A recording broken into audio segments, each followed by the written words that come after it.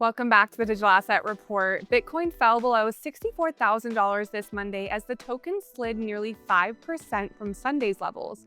The world's oldest cryptocurrency has now lost 24% of its value since the start of the year. The tape is heavy and trading volumes across crypto investment products have sunk to $17 billion. That's the lowest level since July 2025. This investor apathy is visible in the fund flow data, with crypto investment products seeing $288 million in outflows just last week. This marks a 5-week streak of net selling, led predominantly by U.S. investors heading for the exits. The risk landscape was further complicated by a massive operational blunder in South Korea. Lawmakers there are preparing a restructuring of the entire sector after the exchange BitHum accidentally distributed $40 billion in Bitcoin to 249 customers during a promotional event. An official reportedly intended to send Korean won, but accidentally selected BTC instead. Regulators are now moving to force exchanges to meet the same stringent controls and reserve requirements as traditional banks do to prevent such systemic shocks in the future. This global market turbulence is being driven by a shifting trade environment in Washington. The U.S. Supreme Court recently struck down many of the administration's reciprocal tariffs. In response, the White House has leveraged Section 122 to implement a blanket global tariff effective on Tuesday.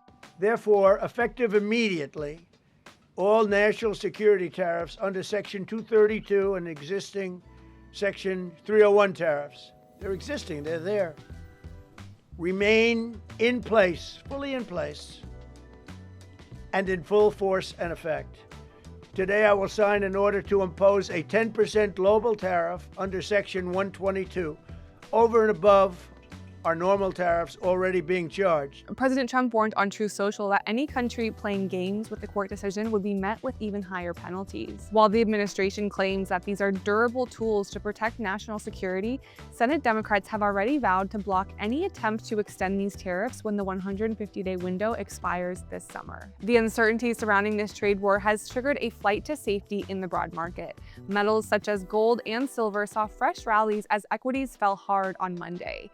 As investors rotate out of risk-on assets, bond yields have dropped, causing the average rate on a 30-year fixed mortgage to fall to 5.99%. This matches the lowest level seen since 2022. While this isn't great for the market in the short term, it's a sign that Trump's approach may finally be tackling the affordability crisis in housing. Despite the macro headwinds, the institutional build-out of the digital asset space is accelerating. Crypto.com has received a conditional approval from the OCC to establish the Forest Dax National Trust Bank, which would consolidate its custody and staking services under a federal framework. BlackRock is also doubling down on Ethereum, filing for the iShares Staked Ethereum Trust ETF.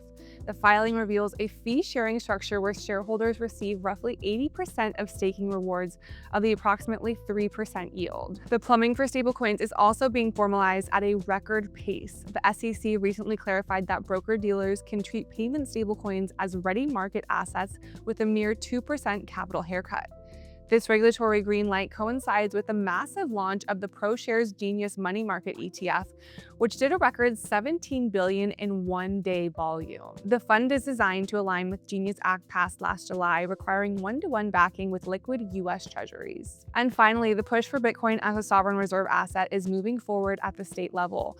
Missouri lawmakers have advanced House Bill 2080, which seeks to create a Bitcoin strategic reserve fund. If passed, it would authorize the state treasurer to purchase and hold Bitcoin for a minimum of 5 years, mirroring the federal strategic reserve strategy established last year. Putting it all together this week, Bitcoin is struggling under the weight of a global trade confrontation and cooling investor sentiment, but the underlying infrastructure is becoming more bank-like by the day. From federal trust charters to state-level reserves and stablecoin ETFs, the digital asset perimeter is being integrated into the U.S. financial core.